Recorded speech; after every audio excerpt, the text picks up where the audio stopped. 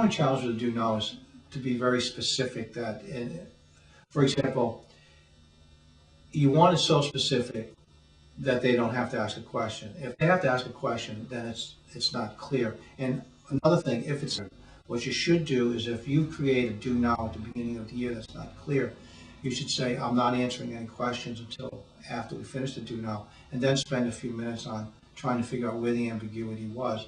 But a do now has to be very clear. And I always, not always, I usually felt that my do now had to lead into where I was going for the day. So my do now was directly correlated to my aims, and my aims were very, very specific.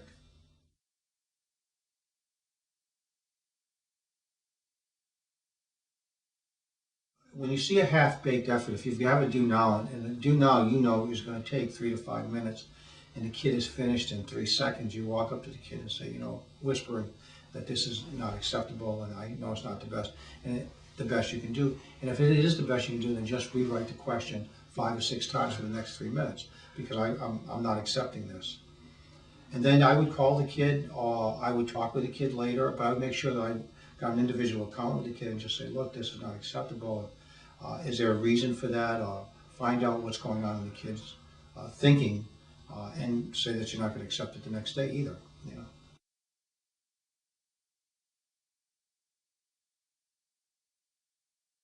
The aim is specificity. Most aims are very, very general, like we'll know the causes of the Civil War.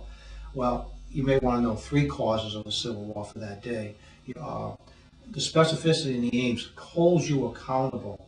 And for example, a good aim for me would be, okay, I'm going to go back to the women in Brewster Place. We're going to teach imagery today. We're going to talk about simile and metaphor, how they're used and the differences between, and that they're both figurative language. So the aim will be figurative language, simile, metaphor, and imagery. Another aim for that day might be to discuss specific symbols in a specific chapter and what they mean. Those hold me accountable. That says, okay, the kids, by the time they leave here, will be able to identify imagery, metaphor, and simile, and be able to talk about how it affects the novel itself. And they'll be able to tell me 2 or 3 symbols in that chapter and what they mean and how they add to it. That's specific.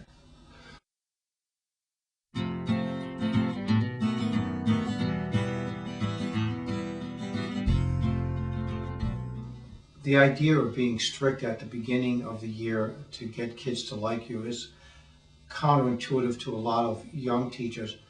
And in a way, I really, we use that term. I don't think it is. I think there's a fear of not being liked that leads them to go against what I think they intuitively know is correct. If you ask most teachers who was the best teacher they ever had, it's usually one that demanded the most from them and held them accountable. And if they use that as an example, then that's the type of teacher they want to be. They want to hold kids accountable, disciplinary-wise as well as academically, and to push kids. I know I've probably done hundreds of interviews since in my 35, 36 years as a teacher, and the one thing that I recognize, and I made the same mistake myself as a young teacher, is wanting to be liked, is not having the discipline that I should have had, or the real strictness in the classroom that I should have had, is the original sin of teaching, that most teachers think they can do it differently. And then they come crying in October, November saying, maybe I'm not cut out to be a teacher. And you say, well, yes, you are, but you've dug yourself into a deep hole. And now you have to make a stand and say, this is my classroom. These are the rules. I should have done this on day 1, and I'm doing it now.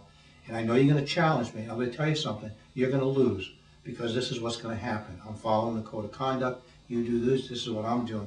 But I want to make it clear to you, I'm not doing it because I dislike you. I'm doing it because I like you. And I'm doing it because I want to be the most effective teacher. So once you dig yourself into that hole, it's a steep hole to climb out of. And if you learn from it, you'll be a much more effective teacher. If you could learn from this video to go in there and follow the code of conduct from day 1, you'll have a great first year.